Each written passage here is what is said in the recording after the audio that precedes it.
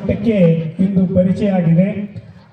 ಆದರೆ ಪರಮ ಪೂಜ್ಯರ ಒಂದು ಕನಸಿನ ವಿದ್ಯಾಲಯ, ಒಂದು ಶಾಲೆ ಯಾವುದಾದ್ರೂ ಇದ್ರೆ ಅದು ಅನುಭವ ಮಂಟಪ ಸಂಸ್ಕೃತಿ ವಿದ್ಯಾಲಯ.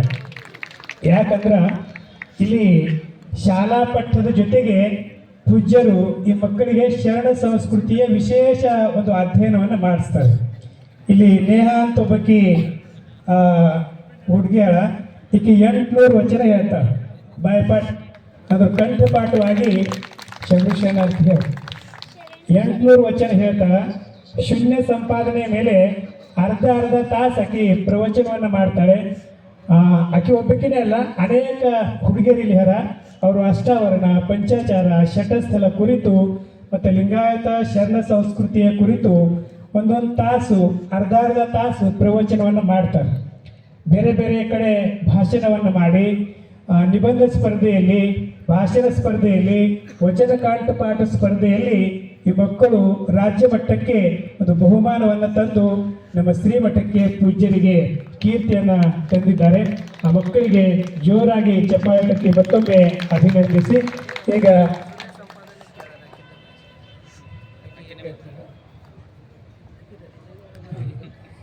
ಈಗ ನೇಹಾ ವೀರ್ ಶೆಟ್ಟಿ ಆಕೆಯಿಂದ ಶೂನ್ಯ ಸಂಪಾದನೆಯ ಒಂದು ಸಂವಾದವನ್ನ ನಾವು ನೀವೆಲ್ಲ ಕೇಳೋಣ.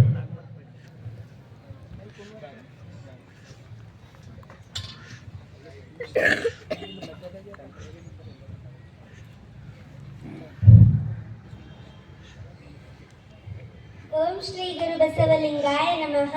ವಿಶ್ವಗುರು ಧರ್ಮಗುರು ಅಪ್ಪ ಬಸವಣ್ಣನವರನ್ನು ಎನ್ನಾರದೆ ಮಂದಿರದಲ್ಲಿ ಧ್ಯಾನಿಸುತ್ತಾ ನಡೆದಾಡುವ ದೇವರೆಂದೇ ಪ್ರಖ್ಯಾತರಾದಂತಹ ಪರಮ ಪೂಜ್ಯ ಶ್ರೀ ಡಾಕ್ಟರ್ ಲಿಂಗೈಕ್ಯ ಚನ್ನಬಸವ ಪಟ್ಟದೇವರನ್ನು ಎನ್ನಾರದೆ ಮಂದಿರದಲ್ಲಿ ಧ್ಯಾನಿಸುತ್ತಾ ನನ್ನ ಆರಾಧ್ಯ ದೇವರು, ದೀಕ್ಷಾ ಗುರುಗಳು, ಅನಾಥ ಬಂಧುಗಳ ರಕ್ಷಕರು, ಶಿಕ್ಷಣದ ಹರಿಕಾರರೂ ಆಗಿರುವಂತಹ ಪರಮ ಪೂಜ್ಯ ಶ್ರೀ ನಾಡೋಜ ಬಸವಲಿಂಗ ಪಟ್ಟದೇವರ ಪಾದಗಳಿಗೆ ಶರಣೆಂದು, ಕ್ರಿಯಾಶೀಲರು, ಉತ್ಸಾಹಿಗಳು, ಅನುಭಾವಿಗಳು ಆಗಿರುವಂತಹ ಪರಮ ಪೂಜ್ಯ ಶ್ರೀ ಗುರುಬಸವ ಪಟ್ಟದೇವರ ಪಾದಗಳಿಗೆ ಶರಣೆಂದು ಸರ್ವರಿಗೂ ಶರಣು ಶರಣಾರ್ಥಿ.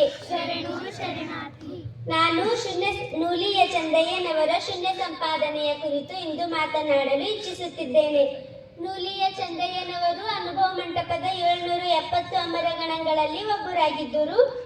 ಶೂನ್ಯ ಸಂಪಾದನೆಯಲ್ಲಿ ನೂಲಿಯ ಚಂದಯ್ಯನವರ ಬಗ್ಗೆ ಒಂದು ಪದ್ಯ ಬರ್ತದು. ನೂಲಿಯ ಚಂದಯ್ಯನೆಂದೆಂ ಪೇಳ್ವೆನು ನೂಲಿಯ ಚಂದಯ್ಯನ ಚರಿತೆಯೋಳನ್. ನೂಲಿಯ ಚಂದಯ್ಯನವರ ಎಂಥ ಶರಣರ ಅಂತಂದರು, ತುಂಬಾ ಬಲವನ್ನು ಹೊಂದಿರುವಂತಹ, ತುಂಬಾ ಶಕ್ತಿಯನ್ನು ಹೊಂದಿರುವಂತಹ, ತುಂಬಾ ಅನುಭವವನ್ನು ಹೊಂದಿರುವಂತಹ ಶರಣರು ನೂಲಿಯ ಚಂದಯ್ಯನವರಾಗಿದ್ದರು. ಲಿಂಗವನ್ನೇ ತನ್ನ ಅಂಗದಿಂದ ಲಿಂಗವಿದ್ದರು, ಆ ಲಿಂಗವನ್ನೇ ಧಿಕ್ಕರಿಸಿದಂತಹ, ಜಂಗಮವೇ ಲಿಂಗವೆಂದಂತಹ ಶರಣರು ನೂಲಿಯ ಚಂದಯ್ಯನವರಾಗಿದ್ದರು. ಒಂದು ದಿನ ಏನಾಯ್ತದು ಅಂತಂದ್ರು, ನೂಲಿಯ ಚಂದಯ್ಯನವರು ಬಗ್ಗು ಹುಲ್ ಕಟ್ ಮಾಡ್ತಾ ಇರ್ತಾರೆ. ಹುಲ್ ಕಟ್ ಮಾಡ್ಬೇಕಾದ್ರು ಕೊಳ್ಳಗಿನ ಲಿಂಗ ಏನ್ ಮಾಡ್ತದು, ಜಾರಿ ಕೆಳಗಡೆ ಬೀಳ್ತದ.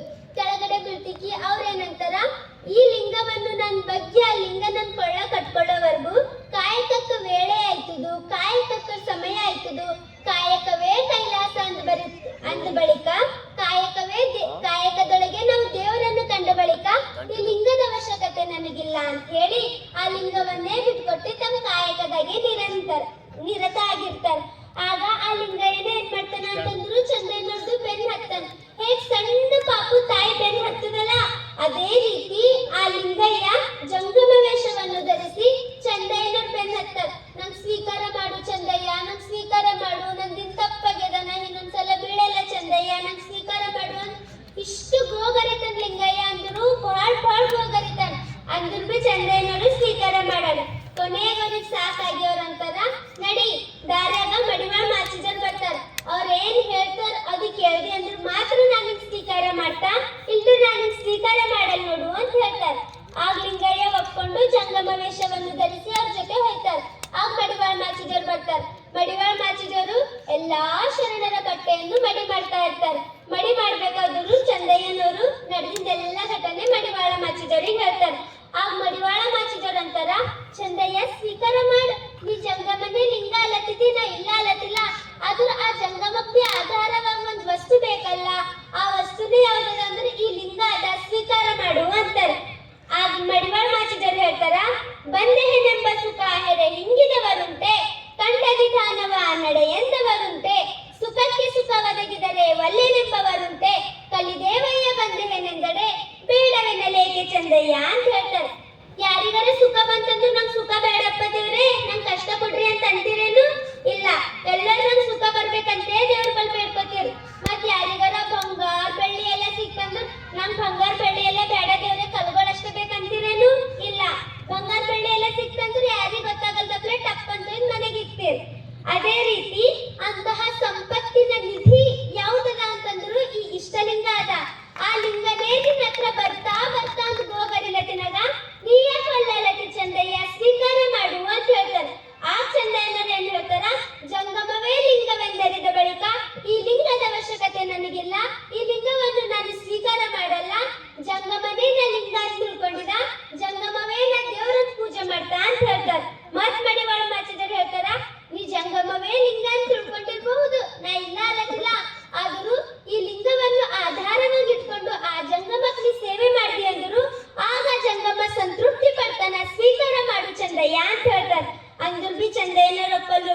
ಮತ್ ಮಡಿವಾಳ ಮಾಚಿದರು ತಿಳಿಸ್ಲಿಕ್ಕೆ ಚಂದಯ್ಯನವ್ರು ಅಂತಾರ, ನಾ ಆ ಲಿಂಗ ಸ್ವೀಕಾರ ಮಾಡ್ತಾ, ಅದು ನಂದೊಂದು ಕಂಡೀಷನ್ ಅದ, ಅದನ್ನು ಒಪ್ಕೊಂಡ್ರು ಮಾತ್ರ ನಾ ಆ ಲಿಂಗ ಏನನ್ನು ಸ್ವೀಕಾರ ಮಾಡ್ತಾ ಅಂತ ಹೇಳ್ತಾರೆ. ಏನು ಅಂತಂದ್ರು, ನಾ ಆ ಲಿಂಗವನ್ನು ಸ್ವೀಕಾರ ಮಾಡ್ಬೇಕಂದ್ರು ಆ ಲಿಂಗ ಕಣ್ಣಿಯನ್ನು ಮಾರಿ ಆ ಕಣ್ಣಿಯನ್ನು ಒಯ್ದು ಮಾರ್ಕೊಂಡು ಬಂದಾಗ ಮಾತ್ರ ನಾನು ಆ ಲಿಂಗಯ್ಯನನ್ನು ಸ್ವೀಕಾರ ಮಾಡ್ತೀನಿ ಅಂತ ಹೇಳ್ತಾರೆ. ಹೇಳಿದ ತಕ್ಷಣ ಲಿಂಗಯ್ಯನು ಒಪ್ಕೋತಾರ, ಚಂದಯ್ಯನವರು ಒಪ್ಕೋತಾರ, ಮಡಿವಾಳ ಮಾಚಿದೇವರು ಒಪ್ಕೋತಾರ. ಹೋಗಿ ಕಣ್ಣಿ ಮಾಡ್ತಾರ ಲಿಂಗಯ್ಯ, ಕಣ್ಣಿ ಮಾರಿ ಆ ಕಣ್ಣಿ ಒಯ್ದು ಮಾರ್ಕೊಂಡ್ ಬರ್ತಾರ. ಯಾರ ಮನೆಗೆ ಮಾರ್ಕೊಂಡ್ ಬರ್ತಾರ ಅಂತಂದ್ರು ನಮ್ಮ ಧರ್ಮದ ರಕ್ಷಕರಾಗಿರುವಂತಹ ವಿಶ್ವಗುರು, ಧರ್ಮಗುರು, ಮಹಾಮಾನವತವಾದಿ ಸಾಂಸ್ಕೃತಿಕ ನಾಯಕ, ಸ್ತ್ರೀ ಕುಲೋದ್ಧಾರಕ, ದಲಿತೋದ್ಧಾರಕ ಆದಂತಹ ಬಸವಣ್ಣನವರ ಮಹಾಮನೆಗೆ ಹೋಗಿ ಅಲ್ಲಿಯೇ ಹೋಗಿ ಅವರಿಗೆ ಮಾಡ್ತಾರೆ. ಬಸವಣ್ಣರು ತಮ್ಮ ಲಿಂಗ ಪೂಜೆಯಲ್ಲಿ ಇದೆಲ್ಲ ದೃಶ್ಯವನ್ನು ಕಾಣ್ತಾ ಇರ್ತಾರೆ.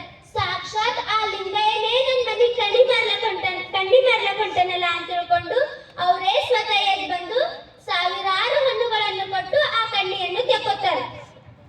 ಆಗ ಲಿಂಗಯ್ಯ ಏನ್ ಮಾಡ್ತಾನ, ಖುಷಿಯಿಂದ ಚಂದಯ್ಯನ ಬಲ್ ಬರ್ತಾ ಇರ್ತಾರೆ. ಯಾಕ ಅಂತಂದ್ರು ಇಷ್ಟು ಹೊಂದಿಗೆ ನೋಡ್ತಿಗಿ ಚಂದಯ್ಯ ಖುಷಿ ಆಯ್ತಾನ ಅಂತ ಬರ್ತಾರೆ. ಆದ್ರೂ ಚಂದಯ್ಯಗೆ ಏನ್ ಬರ್ತದ, ಸಿಟ್ಟು ಬರ್ತದ.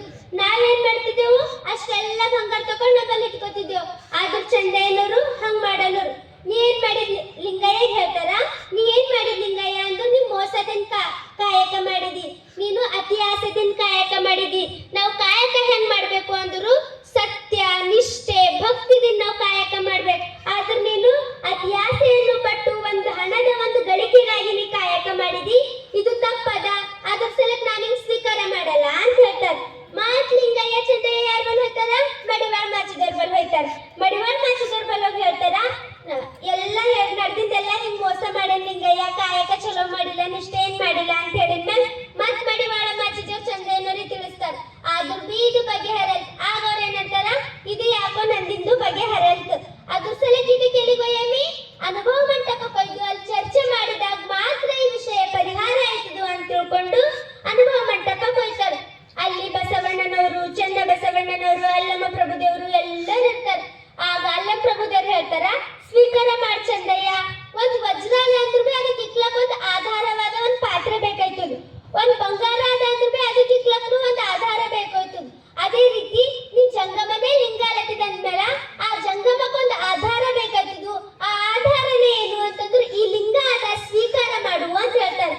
ಆದರೂ ಚಂದಯ್ಯನವ್ರು ಒಪ್ಪಲ್ಲರು. ಮತ್ ಬಸವಣ್ಣವ್ರ ಒಂದ್ ವ್ಯಕ್ತಿತ್ವ ಏನು ಅಂತಂದ್ರು ಅವ್ರೆಂದು ತಾನೇ ಮುಂದಾಗ ನಾನೇ ಹೇಳ್ಬೇಕು, ನಾನೇ ಮಾಡ್ಬೇಕಂತ ಅವ್ರ ವ್ಯಕ್ತಿತ್ವ ಇರ್ಲಿಲ್ಲ. ಅದ್ರ ಸಲಕ್ ಅವ್ರು ಯಾರಿಗ್ ಮುಂದ್ ಮಾಡ್ತಾರ ಅಂದ್ರೆ ಚನ್ನ ಬಸವಣ್ಣ.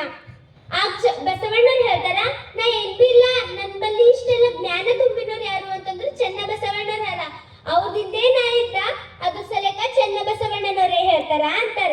ಆ ಚನ್ನ ಬಸವಣ್ಣರು ನುಲಿಯ ಚಂದಯ್ಯನವ್ರಿಗೆ ಹೇಳ್ತಾರ, ಚಂದಯ್ಯ ನೀ ಜಂಗಮವೇ ಲಿಂಗ ಅಲತ್ತಿದಿ, ಜಂಗಮಕ್ಕೆ ನಾ ಲಿಂಗ ಅಂತ ಪೂಜೆ ಮಾಡ್ತಾ ಅಲತ್ತಿದಿ, ಆದ್ರೂ ಆ ಜಂಗಮ ಎದ್ರ ಗಡಕಹಾರ, ಈ ಲಿಂಗದ ಗಡಕಹಾರ. ಲಿಂಗವೇ ಜಂಗಮ, ಜಂಗಮವೇ ಲಿಂಗ. ಲಿಂಗಕ್ ಬಿಟ್ಟು ಜಂಗಮ ಇಲ್ಲ, ಜಂಗಮಕ್ ಬಿಟ್ಟು ಲಿಂಗ